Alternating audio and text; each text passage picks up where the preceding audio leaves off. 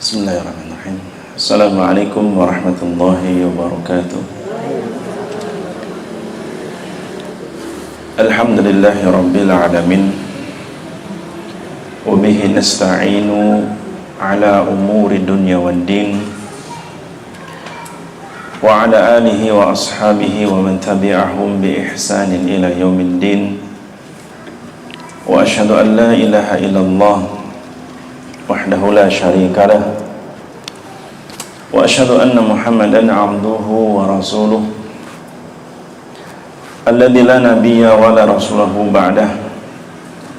Faqad qala Allahu azza wa jalla fi kitabihil karim, ya ayyuhalladzina amanu ittaqullaha haqqa tuqatih wa la tamutunna illa wa antum muslimun. Ya ayuhan nasu taqu rabbakumul ladzi khalaqakum min nafsin wahidah wa khalaqa minha zawjaha wa batha minhuma rijalan katsiran wa nisaa wattaqullaha alladzi tasaaluna bihi wal arham innallaha kana 'alaykum raqiba. Ya ayyuhalladzina amanu taqullaha wa qulu qawlan sadida yuslih lakum a'malakum wa yaghfir lakum dhunubakum. Wa may yuti'illaha wa rasulahu faqad faza fawzan 'azima. Fa inna asdaqal hadithi kitabullah wa khairal huda huda Muhammadin sallallahu alaihi wa alihi wasallam wa syarral umuri muhdatsatuha fa inna kulla muhdatsatin fid din bid'atun wa kullu bid'atin dhalalah wa kullu dhalalatin fin nar. A'adzana Allahu minan nar. Amma ba'du. Para jamaah rahimani wa rahimakumullah wa azani Allah wa iyyakum jami'an. Semoga Allah Subhanahu wa taala senantiasa merahmati kita semua, merahmati perjumpaan kita di kesempatan pagi hari ini, dan semoga Allah menjadikan kita orang-orang yang dimuliakan di dunia wal akhirah. Allahumma amin. Para jamaah, Bapak Ibu yang dirahmati Allah Subhanahu wa taala, kembali kita bertemu di kajian membahas kitab Tauhid di bagian yang kedua. Di pertemuan yang lalu sudah kita jelaskan tarjamah atau biografi singkat pengarang kitab Tauhid, yaitu Syekh Muhammad bin Abdul Wahhab. Sekarang kita masuk pada muqaddimah bab pertama, yaitu bab pertama di buku di halaman 1 ya, halaman 1 yang punya bukunya. Kita bahas pertama tentang apa itu tauhid. Mungkin tidak ada di buku ya, artinya ini tidak ada di buku, tapi saya tambahkan sebagai muqaddimah tentang apa itu tauhid dan apa kitab tauhid. Kitab ini diberi judul oleh pengarangnya Syekh Muhammad bin Abdul Wahhab dengan judul Kitabu At-Tauhid. Kitabu At-Tauhid. Kitab artinya dalam bahasa Arab, kitabun maknanya dalam bahasa Arab majmu'atus suhuf, kumpulan lembaran, kumpulan berupa lembaran-lembaran yang diberi judul, karena ya contoh kitab-kitab samawiyah, yaitu kitab-kitab yang Allah turunkan dari langit. Samawiyah nisbat kepada langit, dari Taurat atau Zabur, Taurat, Injil, Al-Quran. Ini kitab ini berisi lembaran-lembaran suhuf, karena suhuf itu maknanya jamak dari sahifah. Sahifah artinya lembaran, suhuf artinya lembaran-lembaran. Nah, kumpulan lembaran itu diberi judul, maka namanya kitab. Kumpulan lembaran-lembaran yang jumlahnya banyak diberi judul dengan nama kitab. Karenanya Taurat dikatakan Kitabut Taurat. Taurat dinamakan apa? Kitab Taurat. Kitab Taurat isinya lembaran-lembaran tentang ayat-ayat apa? Wahyu Allah.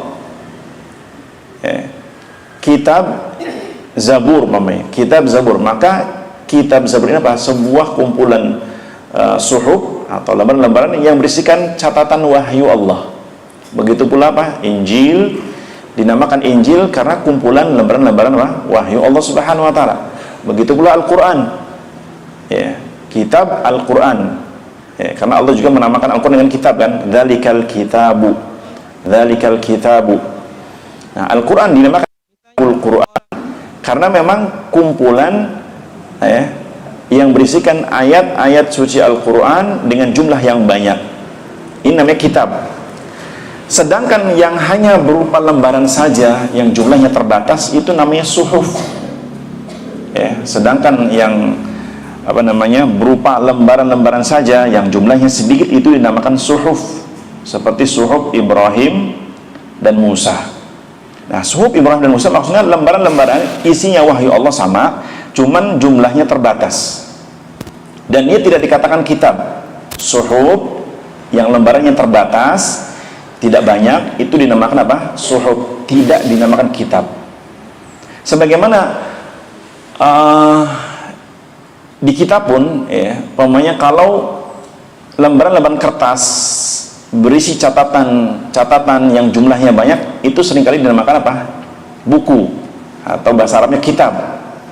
Tapi kalau hanya lembar yang terbatas, beberapa lembar, maka tidak dinamakan kitab, namanya tabloid, namanya apa? Koran umpamanya. Nah, begitu pula dalam pembahasan ini. Di sini saya memberikan kitabnya dengan judul Kitab Tauhid karena memang jumlah lembarannya banyak. Artinya beliau bukunya ini dinamakan Kitab Tauhid karena lembaran-lembaran dalam kitab ini jumlahnya tidak 1, 2 atau 10 tapi lebih banyak. Nah, kemudian kitab ini dinamakan Tauhid. Kitab ini dinamakan apa? Tauhid. Nah, apa arti kata Tauhid? Tauhid itu berasal dari kata wahada. Tauhid itu kata bahasa Arab yang diserap bahasa Indonesia, kata bahasa Arab yang diserap bahasa Indonesia, yang asal kata bahasa Arabnya wahada, wawnya fathah, haknya tasdid fathah, kemudian dal, wahada. Ini asal kata tauhid. Tauhid kata baku yang asal katanya wahada. Wahada, waw, ha, dal, wawnya fathah, haknya fathah tapi bertasdid, begitu juga dalnya fathah. Kemudian kata yang kedua yuwahidu. Wahada yuwahidu. Nah, arti bahasa kita apa? Wahada yuwahidu. Arti bahasa kita mengesakan. Arti bahasa kita wahada yuwahidu, mengesakan. Sehingga tauhid adalah pembahasan tentang apa? Mengesakan. Mengesakan apa? Tentunya Allah Azza wa Jalla. Sehingga buku ini diberi judul dengan Kitab Tauhid, artinya kumpulan-kumpulan lembaran-lembaran yang berisikan pembahasan tentang tauhid Allah Subhanahu wa taala. Ini nama judulnya ya. Dikatakan kitab tauhid karena kumpulan lembaran-lembaran kertas yang berisikan pembahasan di dalamnya Al-Quran dan hadis Nabi SAW tentang apa? Keesaan Allah Subhanahu wa taala. Nah, pembahasan tauhid ini tentunya meliputi secara khusus pembahasan tentang zatnya Allah Subhanahu wa taala. Pembahasan tauhid adalah pembahasan tentang berkaitan dengan Allah Subhanahu wa taala, tentang zatnya Allah, tentang perbuatannya Allah, tentang hak peribadatannya Allah, tentang nama-nama dan sifat-sifatnya Allah. Ini pembahasan tauhid. Nah, karena para ulama menyebutkan bahwa pembahasan tauhid secara umum dibagi menjadi 3 bagian, atau sebagian 4, tapi sebagian menggabungkan yang 1 ke 2. Pembahasan tentang tauhid itu dibagi 3 bagian atau 4. Yang pertama berbicara tentang wujud Allah, berbicara tentang wujud Allah Subhanahu wa taala. Yang kedua, pembagian yang kedua berbicara membahas tentang rububiyah Allah. Pembahasan tauhid yang kedua tentang rububiyah Allah. Dalam tanda kurung, maksud dari rububiyah itu apa? Membahas perbuatan-perbuatan Allah. Rububiyah itu maknanya membahas tentang perbuatan-perbuatan Allah Subhanahu wa taala. Yang ketiga, nah sebentar, sebagian ulama memasukkan kategori yang pertama kepada yang kedua. Artinya pembahasan wujud Allah itu masuk kategori pembahasan rububiyah Allah Subhanahu wa taala. Tapi sebagian membedakan. Tapi nggak masalah, ini hanya pembahasan, hanya pengalokasian saja, tapi pembahasannya sama. Yang ketiga, tauhid juga membahas tentang uluhiyah Allah. Uluhiyah itu apa? Hak peribadatan Allah. Uluhiyah itu apa? Hak peribadatan milik Allah. Atau sinonimnya, tauhid uluhiyah membahas tentang perbuatan-perbuatan hamba-hambanya dalam hak ibadah milik Allah. Saya ulangin, sinonimnya tauhid uluhiyah itu apa? Tauhid ibadah adalah tauhid yang membahas tentang perbuatan-perbuatan seorang hamba berkaitan dengan ibadah yang menjadi hak milik Allah Subhanahu wa taala. Karenanya juga tauhid uluhiyah dinamakan tauhid ibadah. Karenanya jenis yang ketiga ini, tauhid uluhiyah, juga dinamakan tauhid ibadah. Kenapa? Karena tauhid uluhiyah membahas tentang hak peribadatan milik Allah Azza wa Jalla, sehingga dinamakan uluhiyah adalah ibadah. Yang keempat, tauhid juga membahas di dalamnya tentang asma wa sifatnya Allah. Asma wa sifatnya Allah. Apa arti asma? Asma itu artinya nama-nama. Asma itu jamak dari ismun. Asmaun itu kata jamak dari kata tunggalnya ismun, arti bahasa kitanya nama. Sehingga asmaun nama-nama. Nama-nama apa maksudnya? Membahas nama apa? Nama-nama Allah. Sehingga tauhid asma maksud tauhid membahas tentang nama-nama Allah Subhanahu wa ta'ala. Yang kedua namanya apa? Sifat. Ya. Sifat artinya apa? Hal-hal yang berkaitan dengan apa? Sifat-sifatnya Allah. Ya. Baik sifat zatnya atau sifat perbuatannya. Sifat perbuatannya Allah Subhanahu wa ta'ala. Nah, ini juga dinamakan apa? Dinamakan tauhid asma wa sifat. Nah, 4 poin inilah yang menjadi pembahasan inti. 4 poin ini yang menjadi pembahasan inti beriman kepada Allah, yang itu kategori tauhid. Nah, dan kalau kita mau bahas secara rinci lagi, tauhid yang berkaitan beriman kepada Allah, para mengatakan bahwa pembahasan itu yang paling mendalam atau paling banyak cabangnya ada pada tauhid ibadah. Karena yang di kitab yang akan kita bahas ini, kitab yang dikarang oleh Syekh Muhammad bin Abdul Wahab, ini secara umum membahas 4 poin ini, tentang wujudnya Allah, tentang rububiyah Allah atau perbuatannya Allah, tentang uluhiyahnya Allah, hak peribadatannya Allah atau perbuatan hamba-hambanya berkaitan ibadah. Yang keempat tentang nama-nama dan sifat-sifat Allah Subhanahu wa ta'ala. Jadi kitab tauhid ini membahas 4 poin ini. Akan tetapi dari 4 poin ini, dari 4 poin pembahasan tauhid ini, yang paling dominan dibahas dalam kitab tauhid ini yaitu tauhid yang ketiga. Apa tadi yang ketiga? Ibadah. Sehingga dalam bab-bab yang akan kita bahas di kitab tauhid ini apa? Lebih dominan membahas tentang ibadah seorang hamba kepada Rabbnya. Karena nanti di kitab ini membahas tentang apa? Tentang tawassul, tentang apa namanya? Tentang doa, tentang ruqyah, tentang sihir. Hal-hal berkaitan dengan ibadah dan akidah secara umum. Berkaitan apa? Ibadah atau akidah secara umum. Kemudian awal dari bab ini Syekh Muhammad bin Abdul Wahab, ini tadi membahas judulnya, kitab tauhid nomor judulnya. Sekarang di bab pertama ini Syekh membawakan firman Allah dalam surah Az-Zariyat ayat 56. Di mana bunyi ayatnya di awal ayat apa di awal bab ya, awal bab yang di sini saya membawakan surah Az-Zariyat ayat 56 yang berbunyi wa ma khalaqtul jinna wal insa illa liya'budun. Dan saya kira ayat ini populer di kalangan kita ya. Insyaallah ayat ini sering kita dengar. Surah Az-Zariyat ayat 56 di mana maknanya wa ma khalaqtul jinna wal insa illa liya'budun. Tidaklah aku ciptakan bangsa jin dan bangsa manusia kecuali tujuan dalam rangka beribadah kepadaku.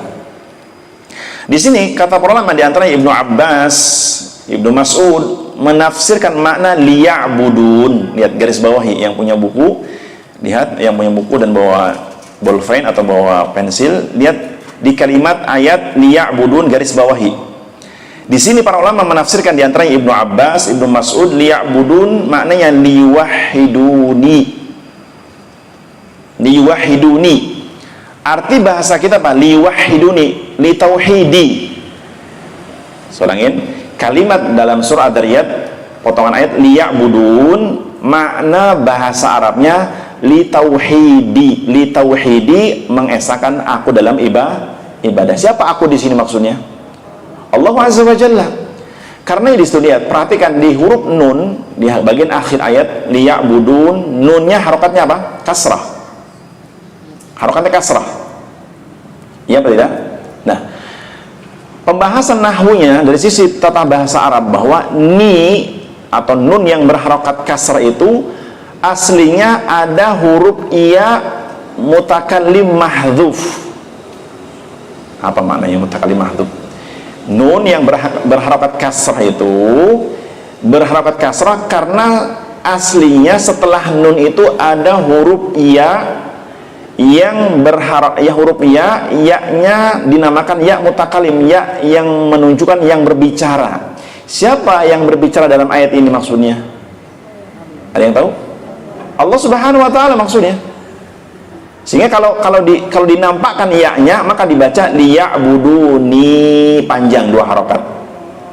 Ya, sehingga kalau dinampakkan ya-nya maka dibacanya liya'buduni. Ni ya-nya di situ menunjukkan yang mutakalim, yang berbicara. Dalam konteks ini maksudnya Allah Subhanahu wa taala. Maka maksudnya liya'buduni untuk beribadah, mentauhidkan aku. Aku di sini maksudnya Allah Subhanahu wa taala. Nah, kalau di situ tidak ada ya mutakalim, maka nunnya harusnya berharokat fathah, bukan kasrah. Ya, nunnya harusnya berharokat apa? Fathah. Kalau tidak ada atau tidak nyambung ke nun apa mutakallim. Tapi di sini maknanya menunjukkan kepada al mutakallim, sehingga aslinya ada ya yang menunjukkan mutakallim sehingga berharokat kasrah dan ya-nya terhapus. Tapi maknanya tersirat menunjukkan yang berbicara itu Allah Subhanahu wa taala. Nah, sehingga kalau kita melihat bahwa kenapa Allah menciptakan manusia tujuan yang beribadah kepada Allah Subhanahu wa taala, karena ini yang Allah inginkan. Dan Allah Subhanahu wa taala memiliki sifat-sifat yang sempurna. Allah Subhanahu wa taala memiliki sifat-sifat yang sempurna. Kalau seandainya Allah Subhanahu wa taala menciptakan kita tidak ada tujuan dan maksud, berarti perbuatan Allah tercela. Dan itu tidak berlaku bagi Allah Subhanahu wa taala. Ya. Contoh ya, kita makhluk.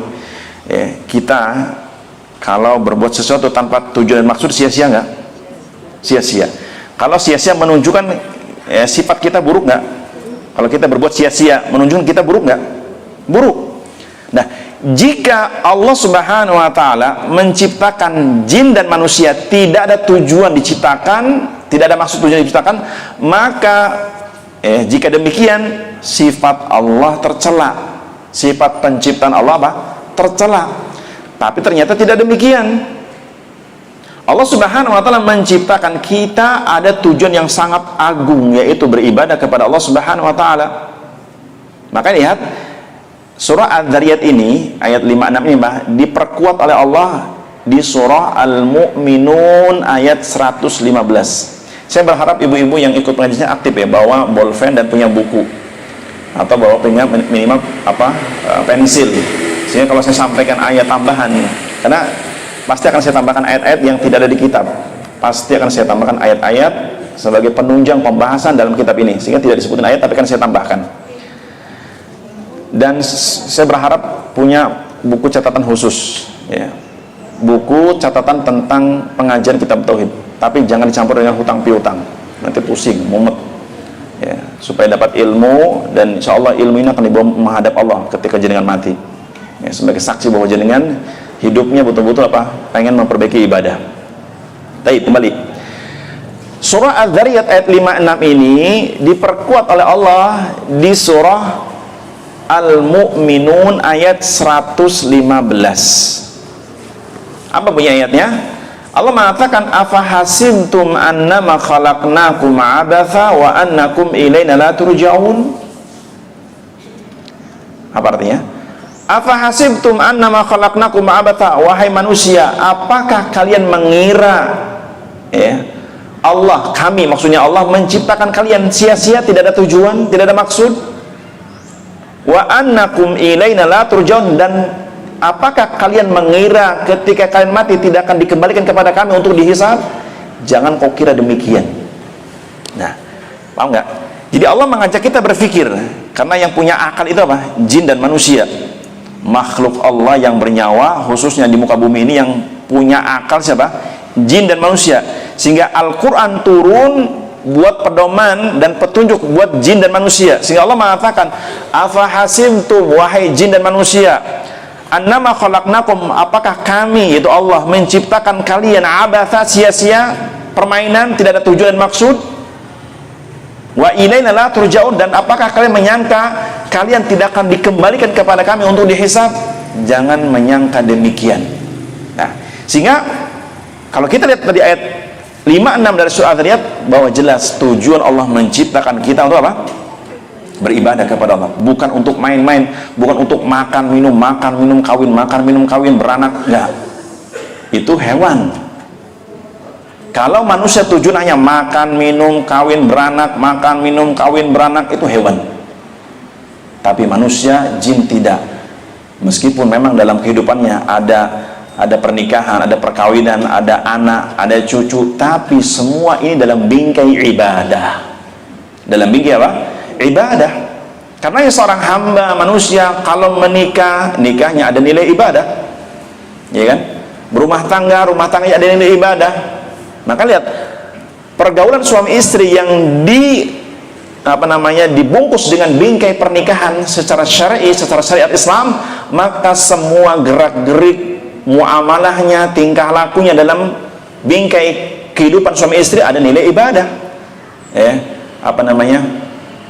Nafkah yang dikeluarkan ada nilai sedekah, tenaga yang dikeluarkan ada nilai sedekah, nilai pahala di sisi Allah Subhanahu wa taala. Iya, itulah Islam. Sehingga gerak-gerik kehidupannya ada nilai ibadah, dan memang Allah menciptakan kita untuk ibadah. Maka apapun dalam kehidupan kita harus ada nilai ibadah. Termasuk pengajian ini ada nilai ibadah nggak di sisi Allah? Kalau nggak ada nilai ibadah, ngapain sia-sia? Enak nyantai di rumah gitu kan? Jika menghadiri masjid ilmu tidak ada nilai ibadah, maka sia-sia. Enak yang nyantai, tapi apa? Tidak ada dampak apapun. Tapi ternyata tidak. Semua gerak-gerik kehidupan seorang hamba jika diniatkan untuk mentaati Allah, untuk mengagungkan Allah Subhanahu wa taala, untuk bisa beribadah dengan baik, maka penunjang apapun yang bisa menyempurnakan tujuan hidup beribadah kepada Allah, maka bernilai ibadah. Dan majlis ilmu adalah majlis yang dengannya dapat ilmu sehingga dia paham bagaimana beribadah kepada Allah dengan baik. Karena beribadah kepada Allah ada aturan. Ada aturan. Nah, para jamaah Allah Subhanahu wa taala, karena ini juga lihat, ketika Allah menciptakan kita jin dan manusia dalam rangka tujuan beribadah kepada Allah, maka sudah Allah persiapkan manusia itu untuk bisa ibadah sejak mereka di alam ruh. Saya ulangin, karena tujuan kita hidup dalam rangka beribadah menyembah kepada Allah, karenanya kondisi jin dan manusia sudah Allah tetapkan sejak di alam ruh, bahwa mereka kelak, bahwa mereka komitmen ketika lahir ke muka bumi ini, komitmen untuk menyembah beribadah kepada Allah. Lihat di surah Al-A'raf ayat 172, Allah berfirman, wa idh akhadha rabbuka min bani Adam min dhuhurihim. Ini nggak ada di buku ya, saya tambahkan makanya. Wa idh akhadha rabbuka min bani Adam min dhuhurihim dzurriyyatahum wa ashhadahum ala anfusihim alastu bi rabbikum qalu bala syahidna an taqulu yaumal qiyamati inna kunna an hadza ghafilin. Yang artinya, ingatlah wahai manusia, ketika Rabbmu mengeluarkan dari sulbi tulang belakang anak cucu Adam, dari keturunan anak cucu Adam, dari keturunan Adam, Allah Subhanahu wa taala mengambil kesaksian. Kesaksian itu sama dengan perjanjian. Allah mengambil kesaksian atau perjanjian pada setiap roh anak Adam ketika mereka masih di alam ruh. Karena kalau kita melihat membahas bahwa hakikat penciptaan kita itu pertama itu bukan alam rahim, tapi alam ruh. Alam rahim itu penyempurnaan penciptaan. Karena di alam rahim itu proses dibentuknya apa? Jasad. Paham ya? Di alam rahim itu proses penciptaan jasad, bukan penciptaan ruh. Nah, dan di alam rahim selain proses penciptaan jasad juga proses menggabungkan antara ruh dengan jasad. Maka lihat ketika seorang ibu hamil di kehamilan bulan pertama, 2, 3 sampai ke 4 ini janinnya belum ada ruh. Dia hanya baru setetes mani berubah menjadi segumpal darah, berubah menjadi segumpal daging, kemudian diproses menjadi bakal embrio atau bilangnya bakal janin gitu kan, yang istilah dalam ilmu biologi apa embrio. Nah, tahapan ini itu belum ada ruh. Nah, baru di hari ke-121 kehamilan, di hari ke-121 kehamilan atau masuk kandungan masuk bulan kelima. Paham bulan kelima? Karena ditiupkannya ruh itu masuk bulan kelima atau masuk di hitungan 121 hari. Karena ketentuan hadisnya 40 mani tambah 40 segumpal darah terus berubah menjadi segumpal daging. Ini 40 kali 3 berapa ketemunya? 120. Nah, 120 sama dengan 30 kali 4. Ya tidak? 30 kali 4 sehingga ketemunya 100 berapa? 20. Nah, masuk ke kehamilan 121 hari Allah utus malaikat untuk meniupkan ruh yang sudah diciptakan sebelumnya. Di mana? Di mana alam ruh? Hanya Allah yang tahu. Di mana alam ruh? Hanya Allah yang tahu. Maka dia mengatakan alam ruh itu di alam rahim. Enggak, ini salah. Alam ruh alam tersendiri. Nah, sehingga setelah janin masuk usia 121 hari, Allah utus malaikat diantaranya untuk meniupkan ruh kepada jasad yang mulai Allah bentuk tadi. Nah, kemudian setelah ruh masuk, baru disempurnakan sedikit-sedikit sampai menjadi apa? Janin yang sempurna dan siap dilahirkan. Nah, kalau kita melihat di sini di surah Ad-Dariyat ayat 172, ternyata sejak di alam ruh Allah sudah mengambil janji pada setiap anak Adam kelak kalau mereka lahir nanti siap untuk nyembah hanya kepada Allah. Lihat ayatnya, alastu birabbikum, kata Allah ketika mengambil janji persaksian atas masing-masing anak Adam, wahai anak Adam, alastu birabbikum, wahai anak Adam, bukankah aku ini Rabb kalian yang berhak disembah nanti? Ya. Maka apa jawaban anak Adam? Lihat ayatnya 172 Al-A'raf, qalu bala syahidna. Nah, besok-besok mungkin yang saya berharap ngajinya bawa Quran terjemahan, atau boleh pakai Al-Quran Android nggak apa-apa, tapi jangan chattingan ya. Jangan sambil chattingan. Lihat surah Al-A'raf ayat 172. Di ayat tersebut Allah mengatakan alastu birabbikum, wahai anak Adam, bukankah aku ini Rabb kalian yang berhak disembah? Jawaban anak Adam apa? Qalu bala syahidna. Kata mereka, benar wahai Rabb kami komitmen kami berjanji akan menyembahmu ketika kami terlahir nanti ke muka bumi ini. Kami berjanji akan menyembahmu ketika kami terlahir ke muka bumi ini. Karenanya perintah ibadah nyembah itu di alam mana? Di alam roh, alam rahim, atau alam dunia? Perintah untuk beribadah kepada Allah di mana? Alam rahim, alam roh, atau alam dunia? Alam dunia. Tapi sudah diambil komitmen janjinya sejak di alam ruh. Supaya apa? Lihat kelanjutan ayatnya, masih di ayat 172. Hikmahnya kata Allah, antaqulu yaumal qiyamati inna kunna an hadza ghafilin, supaya kalian wahai anak Adam di hari kiamat nanti ketika kami hisab tentang ibadah, kalian tidak berani mengatakan inna kunna an hadza ghafilin ya Rabb kami tidak pernah ngerti kalau ibadah itu hakmu, milikmu. Maka ucapan seperti ini, alasan seperti ini tidak akan muncul dari mulut anak Adam di hari kiamat ketika dihisab, terutama orang-orang yang selama hidupnya tidak menyembah Allah. Ya, terutama yang hidupnya sampai matinya tidak menyembah Allah, tidak beribadah kepada Allah. Maka di hari kiamat dia tidak akan mengatakan, ya Allah, aku nggak paham kalau hak ibadah itu milikmu. Atau di ayat setelahnya, ayat 173, Allah juga mengatakan, Allah mengambil persaksian anak Adam akan hak ibadah milik Allah sejak di alam ruh, supaya, lihat di ayat 173, supaya manusia-manusia yang menyekutukan Allah, yang matinya kufur musyrik kepada Allah, di hari kiamat ketika dihisab, nyalakan bapak-bapaknya, tidak nyalakan nenek moyangnya, tidak nyalakan mbah-mbahnya. Kenapa? Karena seringkali orang-orang yang sesat alasannya ngikutin nenek moyang. Lihat ayat setelahnya 173. Au taqulu innama asyraka abauna min qabl wa kunna dzurriyyatan min ba'dihim afatuhlikuna bima fa'alal mubtilun. Kata Allah, hikmahnya Allah mengambil persaksian akan hak ibadah milik Allah sejak di alam ruh. Yang kedua, supaya tidak ada yang beralasan ketika dihisab di hari kiamat kenapa tidak beribadah kepada Allah. Dia mengatakan, wahai Rabb kami, sesungguhnya yang menyekutukanmu itu bapak-bapak kami, nenek moyang kami. Wa kunna dzurriyyatan min ba'dim, kami ini hanya anak cucu yang ngikutin nenek moyang. Afatuhlikuna bima fa'alal mubtilun, apakah kami sebagai anak cucu juga akan diazab gara-gara ngikutin nenek moyang? Jawabannya iya. Nah, intinya alasan seperti ini pun tidak akan muncul dari lisan manusia di hari kiamat. Kenapa? Karena setiap anak Adam sudah diambil persaksiannya.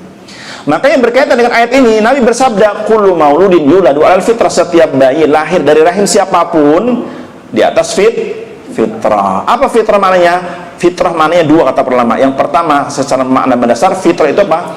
Dia lahir dalam kondisi apa? Sudah komitmen akan menyembah Allah, beribadah kepada Allah, dan beragama dengan agamanya Allah, Islam. Sedangkan makna fitrah yang kedua adalah apa? Lahir tidak membawa dosa. Meskipun anak itu hasil hubungan zina, maka anak hasil hubungan zina tidak menanggung dosa ayah ibunya yang berzina yang melahirkan dirinya, tidak akan. Paham? Karena Allah mengatakan di berbagai ayat, wala taziru waziratun wizra ukhra, seorang hamba tidak akan diadab gara-gara dosa orang lain, tidak akan. Sebagaimana si A tidak akan diadab gara-gara B yang menyekutukan Allah, tidak akan. Paham? Atau umpamanya Pak, seorang anak tidak akan diadab oleh Allah gara-gara ayahnya yang musyrik, tidak akan. Paham nggak?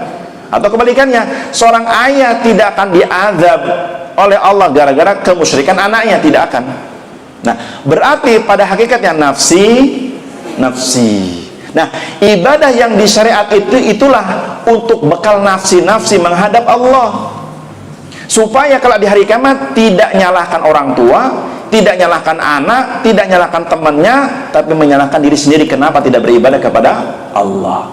Karenanya, untuk si hamba bisa beribadah dengan baik, ketika manusia lahir, Allah sempurnakan indera supaya bisa beribadah dengan baik. Apa indera penyempurna manusia? 3: penglihatan, pendengaran, penglihatan, dan hati.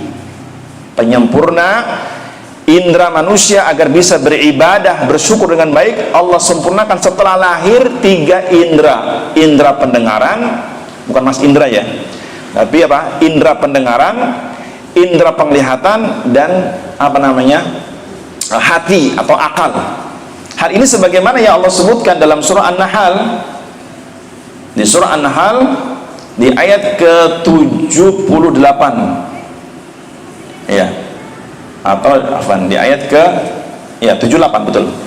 Di ayat ke-78 surah An-Nahl Allah berfirman, wallahu akhrajakum min butuni ummahatikum la ta'lamuna syai'an wa ja'ala lakumus sam'a wal absara wal af'idah la'allakum tashkurun. Perhatikan ayatnya.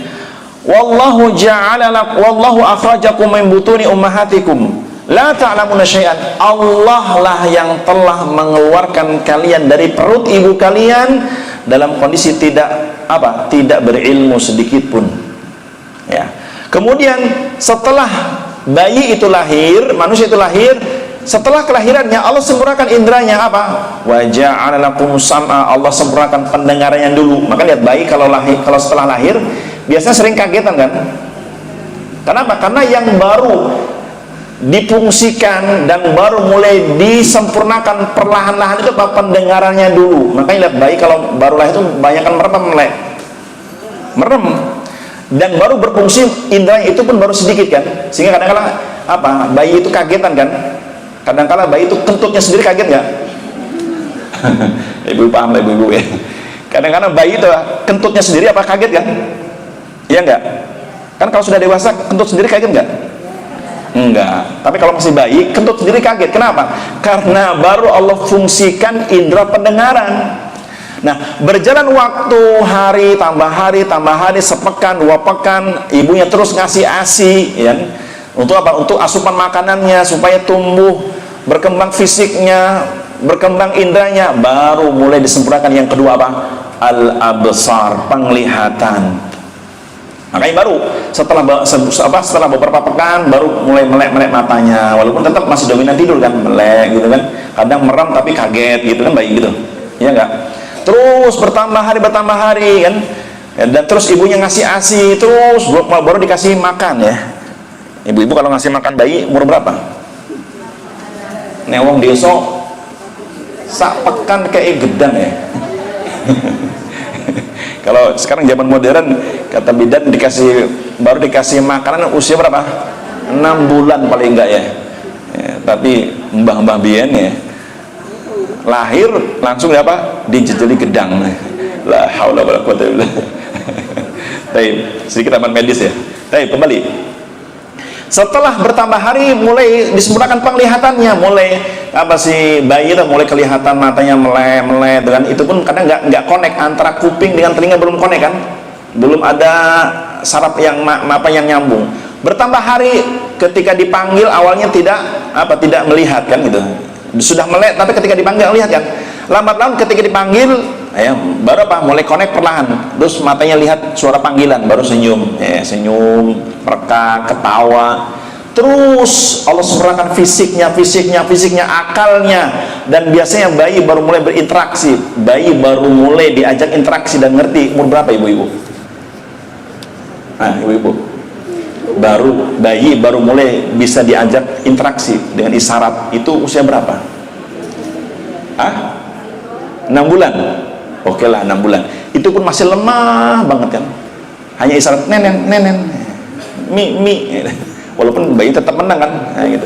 Nah, intinya setelah Allah sempurnakan indera pendengaran, penglihatan, kemudian puncaknya akal. Akal ini ada kaitan hati. Nah, kata Allah setelah disempurnakan 3 indera ini dan manusia tadi bayi ini mulai bisa interaksi dengan ibunya ngajarkan A, B, C, D dan sebagainya. Nah, tujuannya supaya ngerti, dan tujuannya ayah ibunya memahamkan tauhid. Tujuannya ketika anak itu mulai berakal, mulai ngerti, diajak interaksi baik, baru ayahnya nak yang menciptakanmu Allah. Nak kalau minta-minta kepada Allah, nak kalau berdoa kepada Allah. Supaya apa? La'alakum tashkurun, supaya kau bisa bersyukur. Apa inti syukur itu? Beribadah kepada Allah Subhanahu wa taala. Nah, sehingga kalau kita melihat Allah menciptakan kita itu dengan tujuan yang mulia, sehingga fisik kita didesain oleh Allah supaya bisa ibadah, fisik kita didesain untuk bisa sujud, fisik kita didesain untuk bisa ruku, i'tidal, sujud, tegak berdiri. Lihat makhluk yang lain seperti hewan, sapi, apakah Allah desain untuk bisa sujud? Enggak kan? Apakah sapi didesain untuk bisa ruku? Nggak bisa. Apakah sapi didesain untuk bisa berdiri tegak menghadap Allah Subhanahu wa taala? Tidak bisa. Sapi, hewan ternak didesain untuk makan dan minum saja. Kalau gemuk tinggal disembelih. Iya toh? Kalau gemuk tinggal disembelih. Tapi manusia Allah ciptakan dalam rangka yang mulia, ibadah kepada Allah Subhanahu wa taala. Karena syariat ibadah itu turun hanya buat 2 makhluk, namanya ats-tsaqalain. Apa ats-tsaqalain? Jin dan manusia. Jin dan manusia. Nah, begitu pula ibu-ibu. Ayat yang kedua. Ayat yang kedua dari bab ini. Syekh membawakan surah An-Nahl ayat 36. Lihat surah An-Nahl ayat 36. Apa kata Allah? Walaqad ba'atsna fi kulli ummatin rasulan an i'budullaha wajtanibu at-taghut. Lihat ayat kedua. Sungguh kami telah mengutus pada setiap umat seorang rasul, utusan Allah dari manusia. Apa tujuannya Allah mengutus seorang utusan? Menyeru manusia ani'budullah, agar manusia beribadah hanya kepada Allah, karena memang tujuan untuk ibadah kepada Allah. Maka Rasul yang diutus pun mengingatkan, mengajak manusia beribadah hanya kepada Allah. Wajtanibut tagut, dan menjauhi tagut. Apa tagut artinya? Para ulama di antaranya Ibnu Qayyim menafsirkan at-tagut maknanya kullu ma'ubida min dunillah. Tagut maknanya kullu ma'ubida min dunia, segala sesuatu yang disembah, diagungkan selain Allah, maka dia tagut. Disembah dan diagungkan dan dia ridha, maka dia tagut. Karenanya sapi disembah jadi tagut, ya. Apalagi batu disembah maka dia tagut, pohon disembah maka dia tagut, jin disembah maka dia tagut, ya. Paham ya? Kecuali yang disembah tapi yang disembah tidak ridho, seperti Nabi Isa. Nabi Isa disembah gak oleh para pengikutnya? Iya. Tapi apakah Nabi Isa ridho? Tidak. Maka Nabi Isa dalam hal ini tidak termasuk tagut. Kenapa? Karena dirinya tidak ridho disembah. Bahkan Nabi Isa selama hidupnya atau selama sebelum diangkat ke langit, beliau justru mendakwakan manusia untuk menyembah, beribadah hanya kepada Allah. Dan sebagai penutup pengajian, karena jam 11 requestnya selesai. Sebagai penutup agak lama dikit, ayat 116 surah Al-Maidah. Surah Al-Maidah ayat 116. Nanti kita ulas kembali di pertemuan yang akan datang, karena waktu tadi saya ke puskesmas dulu. Ayat 116 surah Al-Maidah, Allah berfirman mengingatkan kita bahwa Nabi Isa yang disembah oleh orang-orang Nasrani, bahwa Nabi Isa itu tidak menyuruh pengikutnya nyembah dirinya. Apa kata Allah?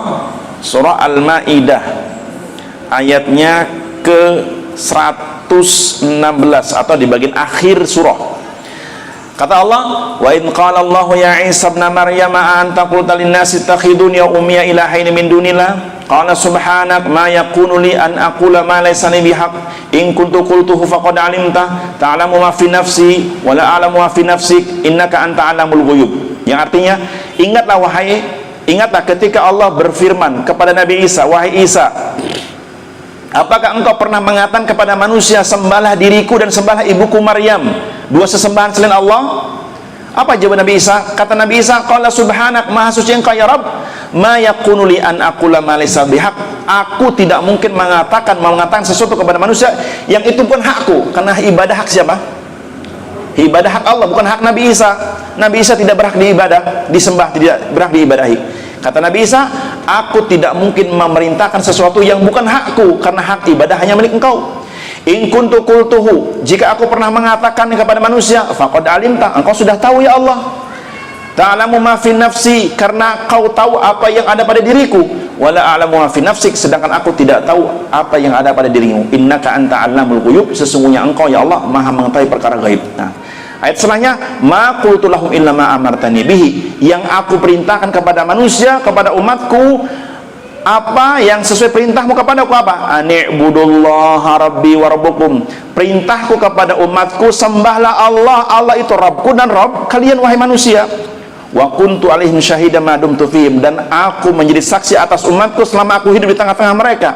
Falamma tawaffaitani, tapi jika engkau ya Allah mewafatkanku, mematikanku, kunta antar raqib alaihim, maka engkaulah yang menyaksikan umatku apakah dia tergelincir menyembahku atau menyembah engkau.